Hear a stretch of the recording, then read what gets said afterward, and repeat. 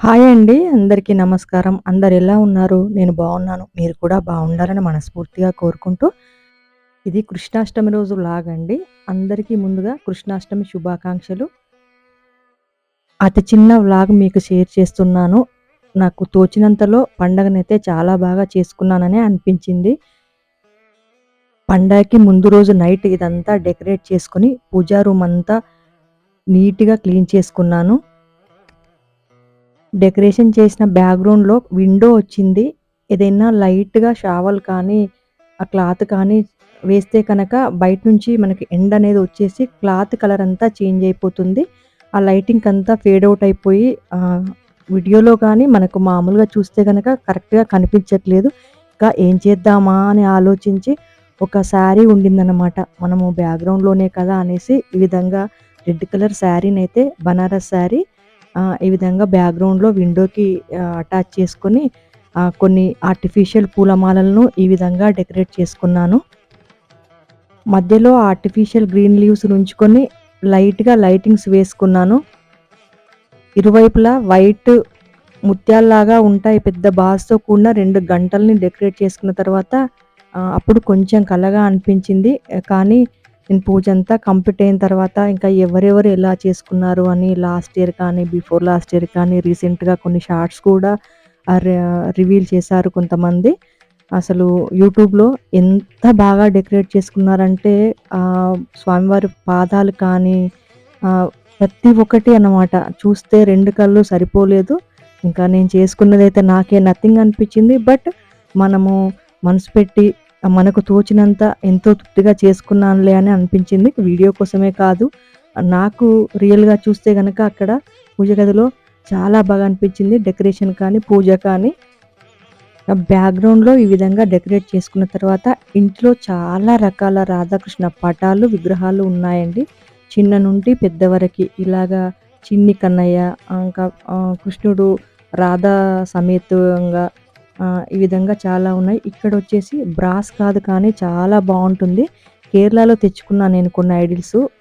దేనితో తయారు చేశారు అంటే ఏదో రాతితో అని ఏదో చెప్పారు. మేము ఒక 3 ఇయర్స్ బ్యాక్ కేరళ వెళ్ళాము. అప్పుడు తెచ్చుకున్నాను.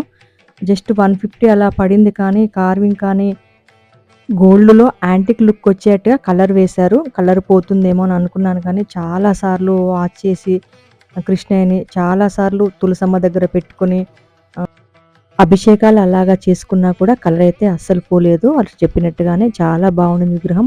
ఈ విధంగా చిన్ని కృష్ణయ్య ఫోటో ఒకటి ఉంటుంది. వెన్న తింటున్నట్టుగా చాలా చిన్న ఫోటో అన్నమాట. ఆ ఫోటోను కూడా పెట్టుకున్నాను.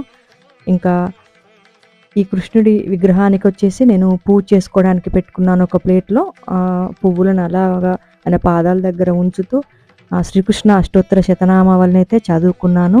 ఇంకా ఇరువైపులా ఇక్కడొక చిన్ని కృష్ణయ్య విగ్రహం. ఇది ప్లాస్టర్ ఆఫ్ ప్యారిస్‌తో తయారు చేసింది. చాలా సంవత్సరాల క్రితంది. ఇంకా ఈ చిన్ని కృష్ణయ్య విగ్రహం కూడా ఇంకా ఇరువైపులా ఏనుగులను ఏర్పాటు చేసుకొని, ఇంకా ఆ వెనకాల రాధాకృష్ణ ఫోటో ఉంటుంది. చాలా వీడియోస్‌లో ఇంతవరకు కూడా చెప్పాను. మనకు బ్యాక్‌గ్రౌండ్ వచ్చేసి మెరూన్ కలర్‌లో, ఆ రాధాకృష్ణులు వచ్చేసి గ్రీన్ కలర్‌లో మెరూన్, గ్రీన్ కలర్ కాంబినేషన్ ఎంత బావుంటుందో కదా! చుట్టూ గోల్డ్ ఫ్రేమ్ ఇచ్చారు. ఇంకా ఉన్న ఫోటోలన్నింటినీ దాదాపుగా పెట్టాను. కృష్ణయ్యకు బృందావనం అంటే చాలా ఇష్టం కదా! ఇంకా వేరేగా డెకరేట్ చేద్దామంటే ఇంట్లో గ్రీన్ అయితే పెద్దగా ఏం లేవు. ఆర్టిఫిషియల్ బనానా ట్రీస్ ఉంటే వాటిని ఇరువైపులా డెకరేట్ చేసుకున్నాను. ఈ విధంగా దీపాన్ని సమర్పించుకొని క్యాండిల్స్ కూడా చుట్టూ పెట్టుకున్నాను.